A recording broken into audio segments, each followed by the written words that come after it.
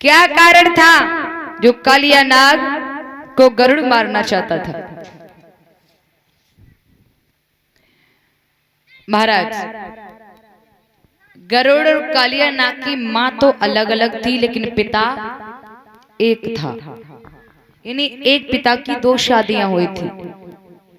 कालिया नाग की मां का नाम है कद्रू और गरुड़ की मां का नाम है विनिता। एक बार इन दोनों में बहस हो गई कि स्वर्ग का जो राजा है इंद्र,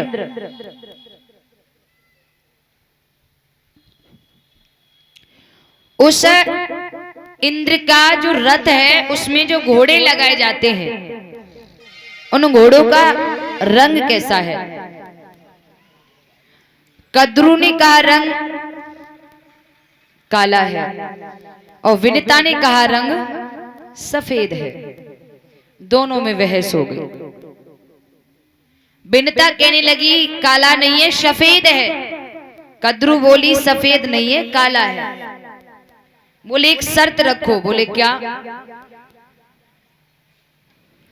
अगर रंग काला हुआ, कद्रू बोली अगर रंग काला हुआ तो विनिता तुझे मेरी दासी बन के रहना पड़ेगा, और अगर रंग सफेद हुआ तो विनिता मैं तेरी दासी बन के रहूंगी। बोले ठीक है। बोले चलो देखें। बोले अभी नहीं, सुबह देखेंगे। बोले ठीक है। जब शाम हुई तो कालिया नाग घर पर आया। कालिया नाग की मां कद्रू कालिया नाग से बोली बेटा एक बात बता। क्या? स्वर्ग का राजा जो इंद्र है, उस इंद्र का जो रथ है उसमें घोड़े जो लगाए जाते हैं, उन घोड़ों का रंग कैसा है? कालिया नाग कहने लगा क्यों मां? रंग तो सफेद है। कद्रू कहने लगी बेटा अब क्या होगा? बोले क्यों? मुझमें और विनिता में ये बहस हो गई है, अगर सफेद हुआ तो मुझे उसकी दासी बन के रहना पड़ेगा। बोले क्या? बोले हाँ। तो कालिया नाग कहने लगा मां इसमें घबराने की कोई बात नहीं है। हम काले काले नागों को ले जाएंगे और जाकर के इंद्र के घोड़ों से लपेट देंगे। उस समय हम तुम्हें घोड़ों का रंग काला ही दिखा देंगे। सुबह हुआ तो कालिया नाग इधर काले काले नागों को ले जाकर के घोड़ों से लपेट देता है।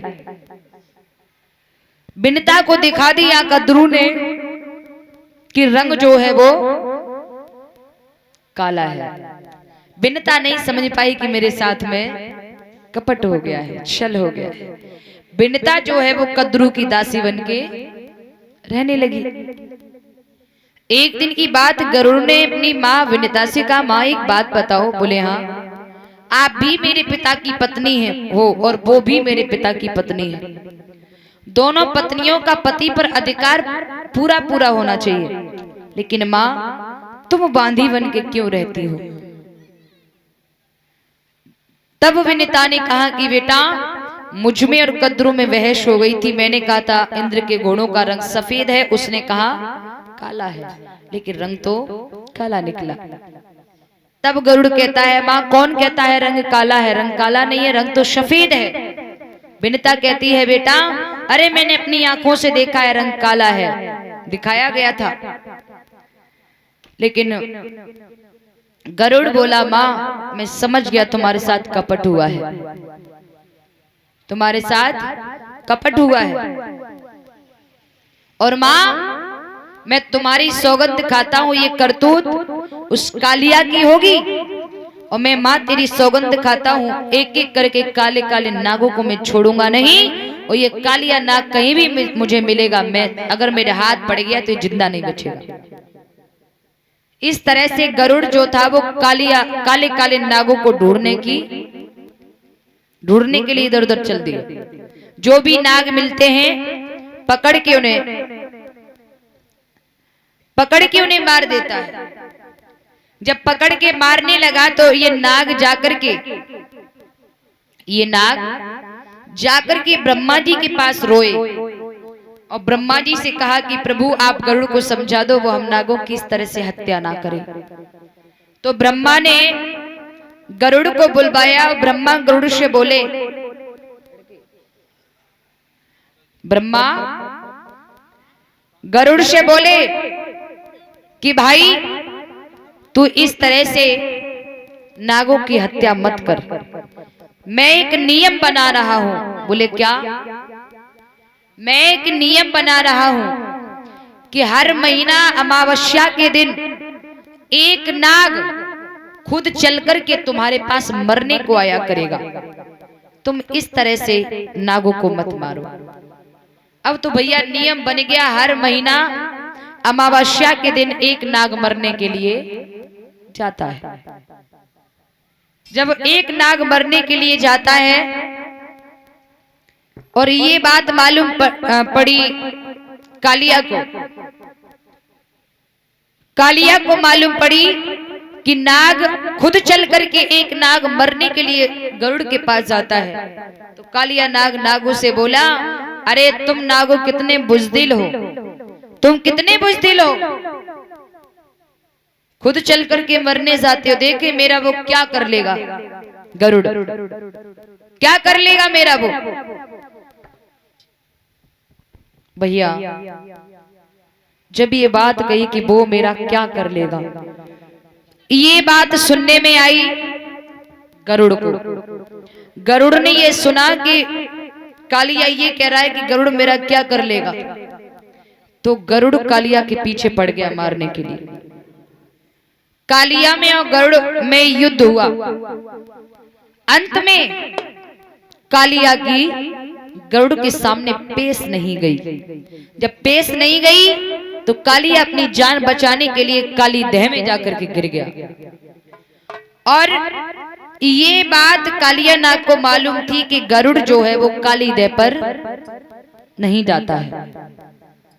अब सवाल उठता है कि गरुड़ काली दह पर क्यों नहीं जाता है, क्या कारण था जो गरुड़ काली दह पर नहीं जाता था?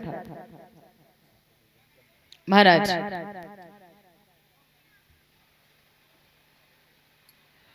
इसमें कुछ गूढ़ बात है महाराज। एक बार काली दह के किनारे बैठे बैठे एक शोभन नाम के ऋषि तपस्या कर रहे थे। कौन? शोभन नाम के ऋषि तपस्या कर रहे थे। और ये गरुड़ जो था वो दह में से मछलियां निकाल निकाल के उनका भक्षण कर रहा था, खा रहा था। तो शोभन नाम के ऋषि ने कहा कि गरुड़ तू इस तरह से जीवों की हत्या मत कर, क्योंकि अगर हम किसी को जीवन दान दे नहीं सकते तो उसका जीवन लेने का मुझे कोई अधिकार नहीं है। गरुड़ अपने मुंह में मछली को दबाए हुए था, मछली फड़फड़ा रही थी। सोबर ऋषि ने कहा कि गरुड़ ऐसा कर, इस मछली को छोड़ दे। लेकिन सोबर ऋषि के कहते कहते भी गरुड़ ने उस मछली को छोड़ा नहीं, उसे निगल लिया। जब वह निगल लिया तो शोबर ऋषि को क्रोध आया। शोबर ऋषि कहने लगे, अरे गरुड़ आज तो मैं तुझे क्षमा कर रहा हूं, आज तो मैं तुझे छोड़ रहा हूं। आज के बाद अगर मैंने तुझे इस देह पर देख लिया तो तू बच नहीं पाएगा, तू जीवित नहीं बचेगा अगर मैंने आज के बाद तुझे देह पर देख लिया तो।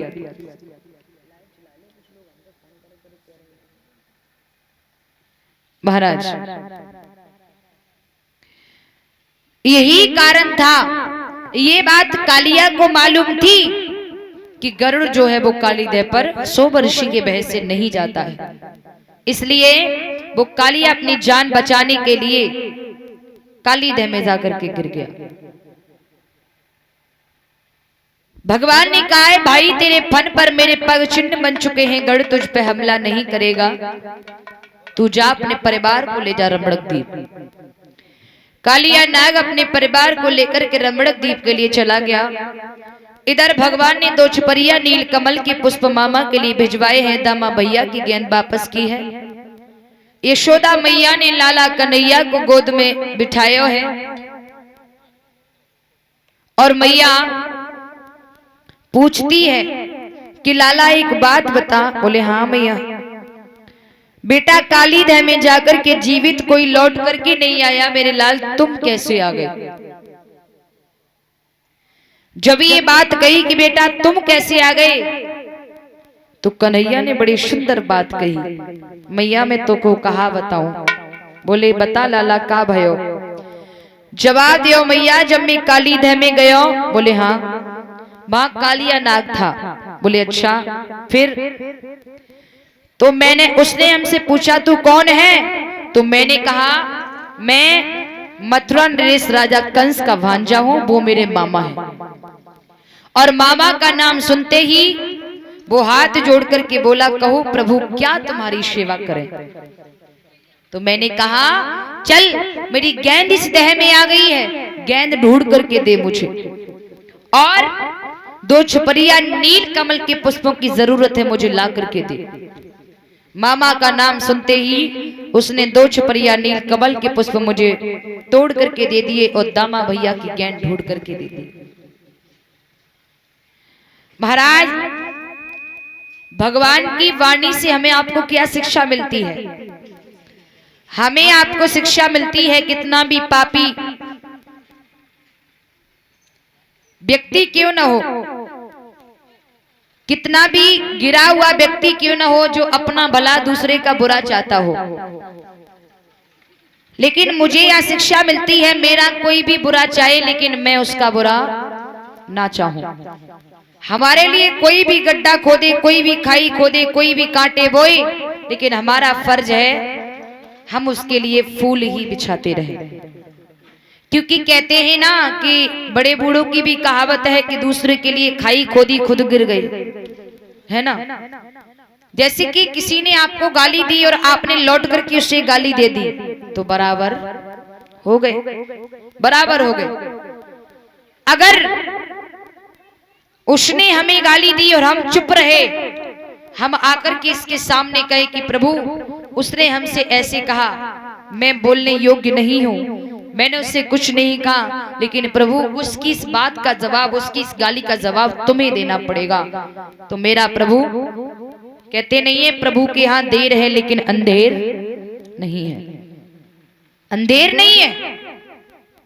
मेरा कृष्णा मेरा प्रभु समय आने पर उस मानव के सामने समय पर ऐसा जवाब देता है, ऐसा थप्पड़ मारता है कि वो मानव समाज में ऐसे से और ऐसे करने योग्य नहीं रहता है महाराज। लेकिन सब्र करने की जरूरत है, हमें आपको संतोष रखना चाहिए, धैर्य रखना चाहिए, क्योंकि कहते हैं ना सब्र का फल बड़ा मीठा होता है महाराज, बड़ा मीठा होता है। भगवान कन्हैया ने मैया को समझाया है कि मैया तू परेशान न हो,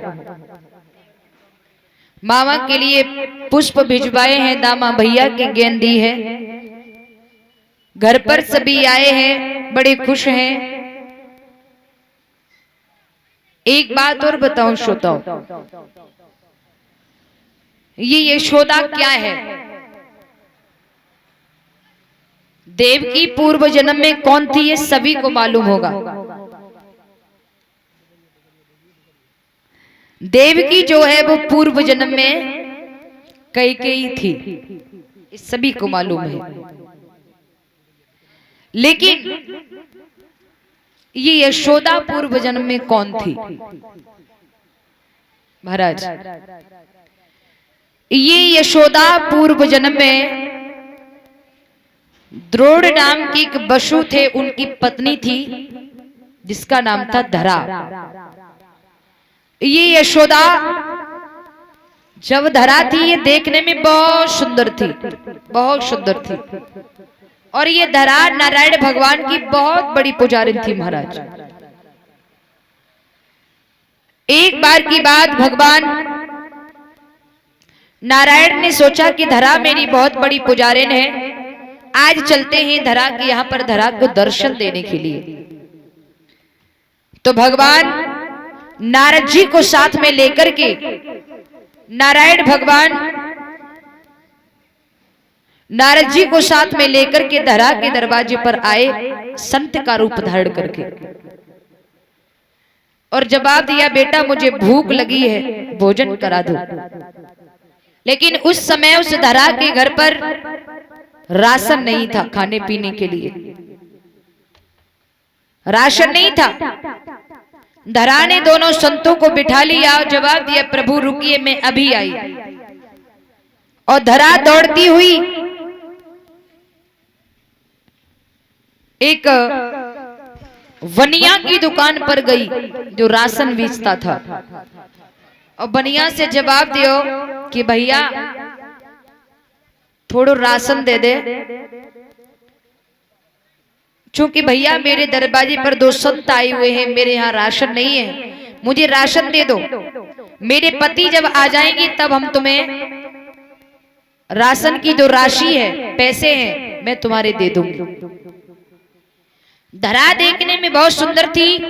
धरा के चेहरे पर उसने बनिया ने निगाह बांध करके देखा, उस बनिया की दृष्टि जो है वो धरा के लिए गलत हो गई, उसके अंदर पाप आ गया। तो बनिया कहने लगा, धरा मुझे पैसे की जरूरत नहीं है जब तू ही इतनी सुंदर है तो।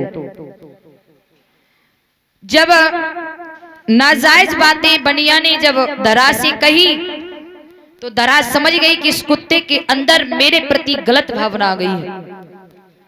धरा उस बनिया की दुकान में घुसी और घुस करके धरा ने क्या किया, जो हम लोग मिठाई फोड़ते हैं ना, क्या कहते हैं उससे, लोहे का जो होता है इतना बड़ा, सूजा वगैरह कुछ भी समझ लो, कुछ कहते हैं उसे, सूजा, हाँ, जो मिठाई फोड़ने वाला होता है। धरा ने क्या किया, उस बनिया की नीयत गलत देख करके उसी की दुकान में घुस गई, और घुस करके जिससे वो मिठाई फोड़ते हैं वो सूजा उठाया, और उठा करके धरा ने अपने दोनों निष्कुंभ निकाल करके, दोनों निष्कुंभ उस सूजा से छोल करके और उसी बनिया के मुंह में दे मारे, और जवाब दिया, रे पापी, इस माटी के शरीर पर इतना लालायित हो रहा है तू, ये शरीर नाशवान है, ये ऊपर से सुंदरता देख ली तू ललचा गया। दोनों निष्कुंभ निकाल करके उसके मुंह पर मारे, और धरा भगवान के पास आई। लेकिन धरा के सीने से खून बह रहा है, तो भगवान ने देखा, तो भगवान धरा की सारी स्टोरी समझ गए, सारी कहानी समझ गए, और भगवान अपने रूप में प्रकट हो गए। भगवान बोले, धरा हमसे कुछ मांग ले।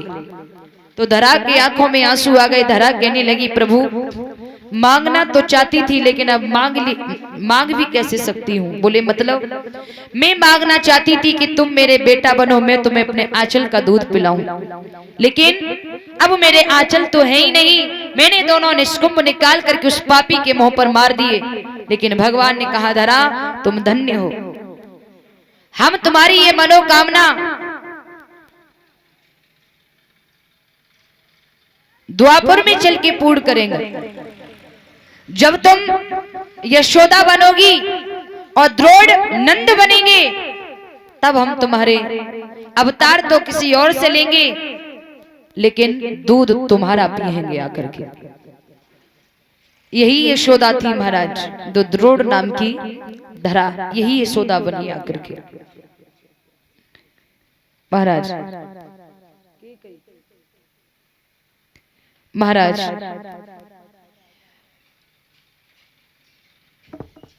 बड़ा हर्षोल्लास है, भगवान बड़े खुश हैं। एक दिन की बात, भगवान ने देखा है कि घर घर में पकवान बन रहे हैं। यशोदा मैया भी लगी पड़ी है, ब्रजवालाएं भी अपनी अपनी रसोई में पकवान बनाने में खंगी हैं। भगवान घर पे गए, यशोदा मैया के पास में पहुंचे, रसोई में घुसे। मैया बोली, लाला ए बाहर ही रहिए। बोले, काहे? जवाब दियो, लाला आज जय जय की पूजा है। बोले, जय जय की? बोले, हाँ। कन्हैया बोले, मैया जी जय जय कौन होवे? जवाब दियो, लाला ये जय जय इंद्रदेव है। कन्हैया बोले, ये क्या करता है? तो मैया बोली, लाला हमारो काम बहुत बड़ो है, चौपार पे तेरे बाबा बैठे, उन्हें जाके पूछ लिए। कन्हैया दौड़त भय गए बाबा की गोद में जाके बैठ गए। जवाब दो बाबा। बोले हाँ। बहुत तेजी से आज मुझको भूख लगी। बोले मतलब? बोले आज मुझको बहुत तेजी से भूख लगी, मैया ते माखन रोटी मांगी तो मैया बोली जब तक जय जय की पूजा नहीं है जाएगी तब तक लाला तो खान को कछु नहीं मिलेगो। बाबा जी जय जय कौन है? बाबा बोले बेटा ये जय जय इंद्रदेव है। इंद्रदेव ये कहाँ रहता है? बोले स्वर्ग का राजा है। ये क्या करता है? मेघों को आज्ञा देता है, मेघ इसकी आज्ञा पाकर के पृथ्वी पर बारिश करते हैं। कन्हैया बोले बाबा एक बात कहूं? बोले का? अगर इंद्र जैसा भगवान मैं बनना चाहूं तो मैं भी बन जाऊंगा। क्या मतलब? बोले हाँ।